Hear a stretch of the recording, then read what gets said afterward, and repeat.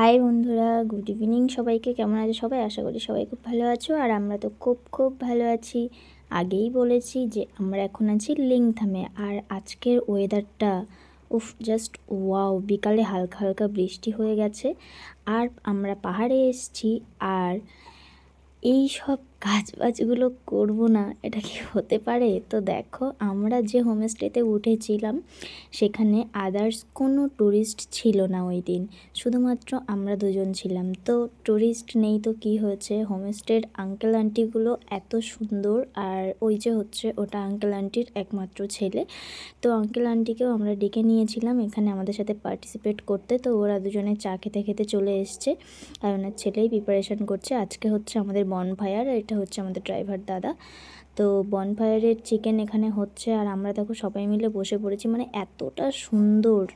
এখানে কিন্তু মিউজিক সিস্টেমেরও কিন্তু আছে সবাই। আর আমার বরবাবু তো চারিদিক দিয়ে একদম সুন্দর করে পোজ নিয়ে ভিডিও ফটো সব তুলে নিচ্ছে। তো যাই হোক, এরকম ঠান্ডার মধ্যে এরকম বনফায়ার, মানে জাস্ট আগুনের তাপটা হলেই তো ওয়াও, তার সাথে আবার চিকেন, ভাবতে পারছো তো? দেখো একটু ধোয়া হচ্ছিলো, তো এখানে আঙ্কেল আবার হেল্প করে দিচ্ছে। আর আমরা দুজন এই যে তার মজা নিচ্ছি।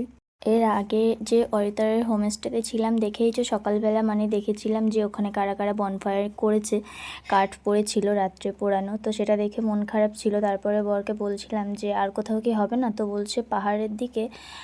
এখানে আঙ্কেল আন্টিকে এসে মাত্র বলা হয়েছিল যে বনফায়ার হবে কি না। তো এখানে একটু কস্টলি। আর আমরা যেদিন ঢুকেছিলাম না, সেদিনই ওখানে হচ্ছে অনেক সমস্যা ছিল, কোনোভাবেই চিকেন পাওয়া যাচ্ছিল না। তো তার কারণে 3 দিন ধরে ওখানে চিকেন পাওয়া যাচ্ছিল না।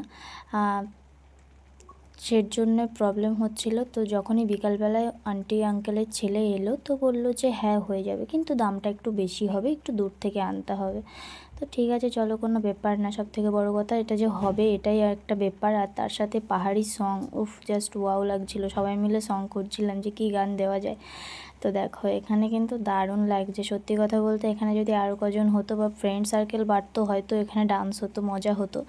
আর আঙ্কেল আন্টি কথা বলতে বলতে ওরা দুজনেই চলে গেছে। যেহেতু এই হোমস্টেতে এই আঙ্কেল আন্টি নিজে হাতে রান্না করে, এনাদের কিন্তু আদার্স কোনো হেল্পার নেই যে তারা করে দেবে। ওনারাই যত্ন সহকারে নিজেদের হাতে রান্না করে। আর খুব খুব ভালো। আসার পর থেকে এতটাই মিশুকে, মানে পুরো ফ্যামিলির মতনভাবেই সব গল্প থেকে শুরু করে সব কিছুই করছে আমাদের সাথে।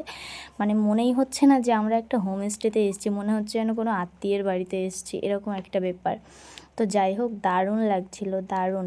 আর হ্যাঁ, যে গল্পটা পাহাড়ি যত উপরের দিকে, মানে পাহাড়ি এলাকায় ভীষণভাবে, মানে এই বাইরের দিকে রুমের মধ্যে চিকেন রান্না থেকে শুরু করে এগুলো হয়, কিন্তু এই যে বাইরে এই চিকেন রান্না হচ্ছে, তার একটা ধোঁয়া উঠছে, এটাতে নাকি মানে প্রাকৃতিক একটা অশুদ্ধ বলে ব্যাপার হয়। আর এগুলো নাকি শুভ অশুভর একটা ব্যাপার থাকে। অনেক ঠাকুর আছে, মন্দির আছে, সেই সব জায়গায় ধোঁয়াটা গেলে নাকি পাপ হয়, যার কারণে সবাই ফায়ারিংটা করতে চায় না।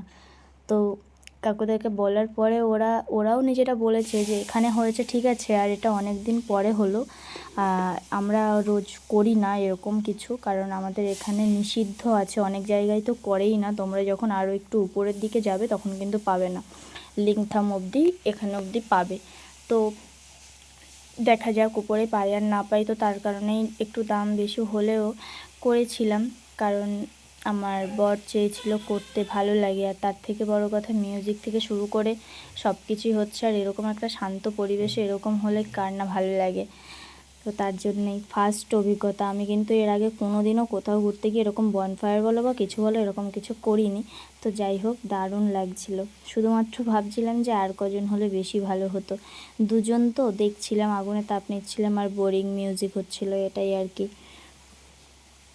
তো যাই হোক, তোমরা কারা কারা মানে এই বনফায়ার, মানে আমার মতো ফার্স্ট টাইম বা কেউ এখনও করনি, করবে, সেটা কিন্তু কমেন্টে জানিও। আমার কিন্তু দারুণ লাগছে, বিশেষ করে মানে। আর এই যে সাইডে অন্ধকারটা দেখতে পাচ্ছ, এর পাশেই কিন্তু পাহাড়, এতটা কাছে পাহাড়। আর ঝর্নার শব্দ হচ্ছে, পুরো জল একদম কলকল করে বয়ে যাচ্ছে, তার একটা ঠান্ডা আবহাওয়া কিন্তু সুন্দর আসছিল। আর এখানে দেখো প্রায় আমাদের বনফায়ারের যে চিকেনটা, সেটা কিন্তু হয়েই গেছে। এখানে দাদাটা টেস্ট করতে দিচ্ছিল অল্প অল্প করে, যে একটু টেস্ট করে দেখো ভালো হয়েছে কি খারাপ হয়েছে, সেটাই জিজ্ঞেস করছিল।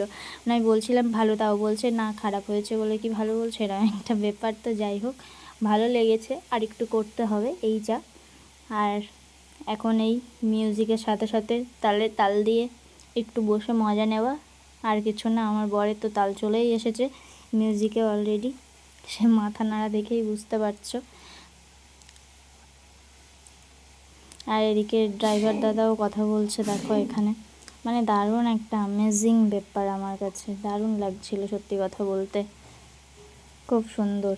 আমারও তালটা চলে এসেছে, মিউজিক এখানে হচ্ছে, তো সব মিউজিক তো দেওয়া যাবে না, তো তার কারণেই দিতে পারলাম না মিউজিকগুলো। আর আমাদের ড্রাইভার দাদা বলছে যে পাহাড়ে যত টুরিস্টরা এসেছে সবাই কিন্তু, আমি প্রথম টাইমে না আমরা যে গানগুলো শুনি আর কি সেই সব গানগুলোই দিচ্ছিলেন, তো উনি বললেন পাহাড়ে এসছো আর পাহাড়ি সং শুনবে না, তাই হয়, তো দিয়েছে। তো তারপরেও আমি চুপ ছিলাম, আমার থেকে কোনো রিয়াকশান পাচ্ছে না বলে ড্রাইভার দাদা আবার ভিডিও, মানে ডান্সের ভিডিওটা আমাকে দেখাচ্ছে আর বোঝাচ্ছে যে দেখো এখানে একটু পাহাড়ি সং শুনলে, মানে ওরা পাহাড়ি গান ছাড়া তো শোনে না খুব একটা, ওদের কাছে পাহাড়ি গানটাই বেশি ভালো লাগে। তো আমরাও সেটা বোঝার চেষ্টা করছিলাম। হ্যাঁ, পাহাড়ি গান যখন শোনাচ্ছিল, অনেক গানই আছে পাহাড়ি গানের মধ্যে যেগুলো কিন্তু রিলস করেছি আমরা, কিন্তু যখন গোটা গানটা হচ্ছিল না তখন একটু বুঝতে অসুবিধা হচ্ছিলো, এটাই আর কি। তো চলো, আমাদের চিকেন কিন্তু পুরো একদম রেডি হয়ে গেছে। এইবারে 1 পিস 2 পিস করে তুলে নিয়ে ওখান থেকে এবারে কেটে দেবে, সুন্দর একটা কাঠের গোল চাকা এনেছে, ওর উপরেই কাটবে মনে হয়।